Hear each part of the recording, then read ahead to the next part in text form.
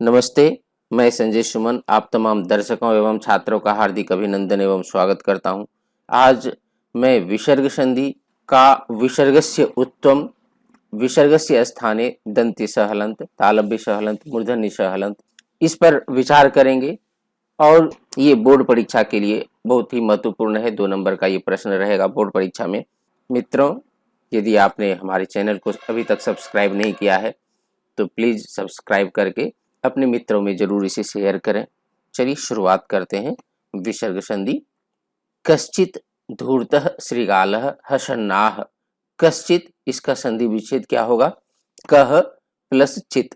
यहाँ पर विसर्ग का परिवर्तन तालव्य स के रूप में ही क्यों हुआ, इसको आगे देखेंगे।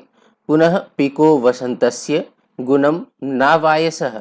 आपको लगता होगा कि यहाँ पर संधि है, तो यहाँ पर भी संधि है। कौन सा संधि है? तो इसका संधि विच्छेद देख लीजिए, पिकः प्लस वसंतस्य। तो ये विसर्ग का यहाँ पर ओकार, ये ओकार हुआ है। कैसे ओकार हो गया, इस पर भी हम विचार करेंगे। चलिए आगे देखते हैं। यहाँ विसर्ग संधि में विसर्ग के परिवर्तन की 2 परिस्थितियों पर हम विचार करते हैं। वैसे तो 4 परिस्थितियां हैं, आगे फिर मैं दूसरे वीडियो में उस पर विचार करूंगा। विसर्ग का परिवर्तन तालव्य सहलंत, मूर्धन्य सहलंत, दंत्य सहलंत के रूप में, इसे कहते हैं विसर्गस्य सत्वम।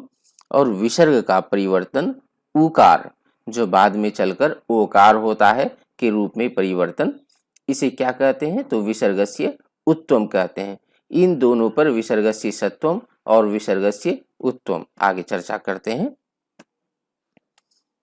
विसर्गस्य सत्वम, यहाँ पर मैं उसका नियम लिखा हूं। विसर्ग के बाद यदि, मतलब विसर्ग हो, प्रथम पद के अंत में विसर्ग हो और विसर्ग के बाद यदि तालव्य स च छ वर्ण हो तो विसर्ग का परिवर्तन तालव्य स हलंत में होता है। देखिए यहाँ पर क्रम से है, तालव्य स, मूर्धन्य स, दंती स, यही वर्णमाला में क्रम भी होता है। तो तालव्य स में परिवर्तन होता है। किसका परिवर्तन? तो विसर्ग का परिवर्तन। यहाँ पर रामः प्लस चलति, यहाँ पर देखिए रामः ये विसर्ग है और विसर्ग के बाद ये च वर्ण आया है। नियम से क्या है? तो तालव्य स च या छ वर्ण हो तो यहाँ पर च आया है, इसलिए इस विसर्ग का परिवर्तन किस रूप में हुआ? तो ये तालव्य स के रूप में हुआ। ठीक है, चलिए अगले को देखते हैं। पुनः इस यहाँ से शुरू करिए, ये कॉमन है सबों तीनों के लिए। विसर्ग के बाद यदि मूर्धन्य स ट ठ वर्ण हो तो विसर्ग का परिवर्तन मूर्धन्य स हलंत में होता है। इसका भी एक उदाहरण है, रामः प्लस ठक्कुरः। रामः, यहाँ पर ट ठ, देखिए यहाँ पर दिया हुआ है मूर्धन्य स ट ठ वर्ण, तो यहाँ पर ठ है, इसलिए इस विसर्ग का परिवर्तन होगा। ध्यान रखिए क्या चीज में करना है? तो आधा मूर्धन्य स में करना है, आधा ही करना है, विसर्ग का आधा ही होता है, तो यहाँ पर आधा मूर्धन्य स। अगले की ओर बढ़ते हैं। तीसरा, विसर्ग के बाद यदि दंती स त थ वर्ण हो तो विसर्ग का परिवर्तन सहलंत में हो जाता है, सहलंत के रूप में होता है। इसका उदाहरण देख लीजिए, रामः प्लस ताड़यति, रामस्ताड़यति।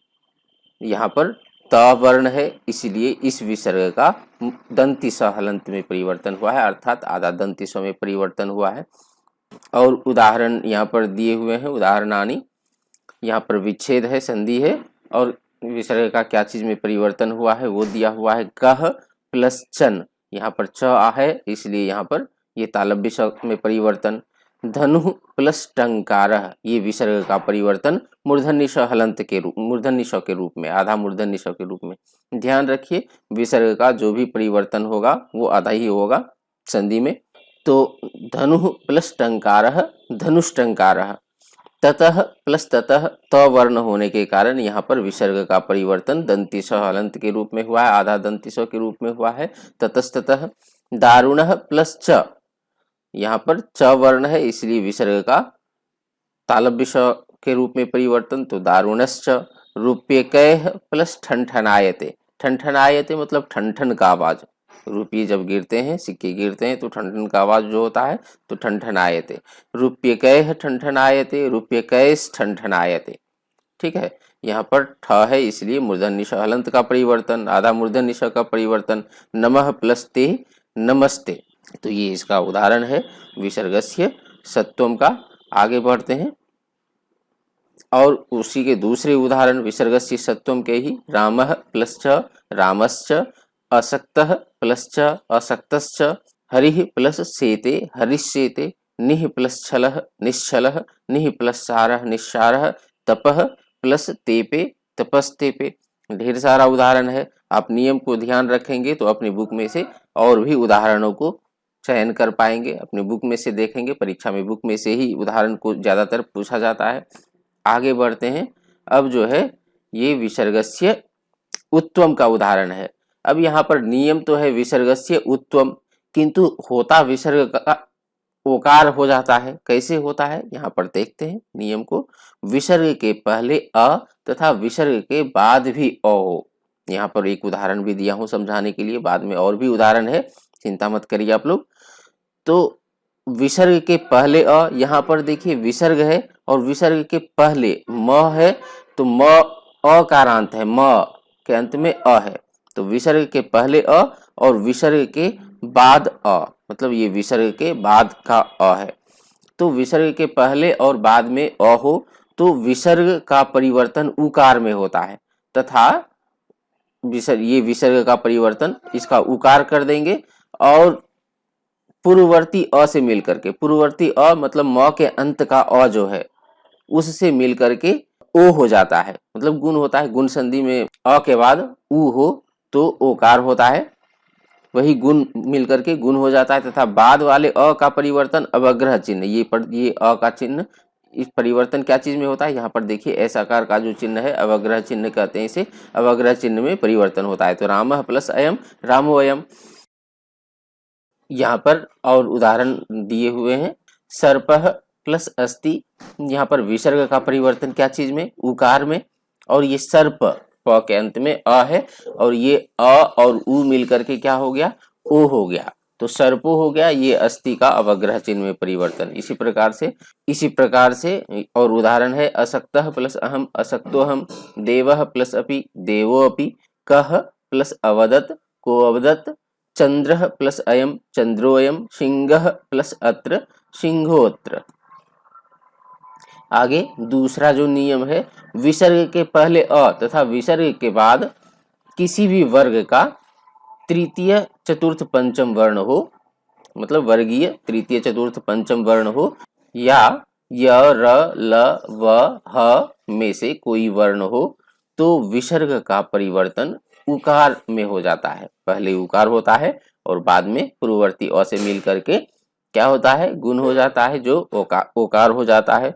तो मनः प्लस हरः, ये पहले वाले से भी इसमें कम सोचना पड़ेगा, क्योंकि ये विसर्ग का केवल ओकार दे देना है। मनः, और जब अलग करेंगे तो ओकार का विसर्ग कर देना है। मनः प्लस हरः मनोहरः, मनः प्लस हरः मनोहरः। आइए अगला और उदाहरण देखते हैं इसका। इसमें यशः प्लस दा यशोदा, विसर्ग का उकार, और यशः यश के अंत का, श के अंत का अ और ये उ मिल करके क्या हो गया, ओ हो गया। ठीक है, तो यशो और ये दा है तो यशोदा। यशः प्लस धरा, यशः प्लस धरा यशोधरा, वृक्षः प्लस वर्धते वृक्षो वर्धते, तरुणः प्लस नमति तरुणो नमति, बालः प्लस वदति बालो वदति, सिंहः प्लस गर्जति सिंहो गर्जति। मित्रों, आशा है आपको ये वीडियो हमारा समझ में आया होगा। आप अपने मित्रों में इसे जरूर शेयर करें। बहुत बहुत धन्यवाद। नमस्ते।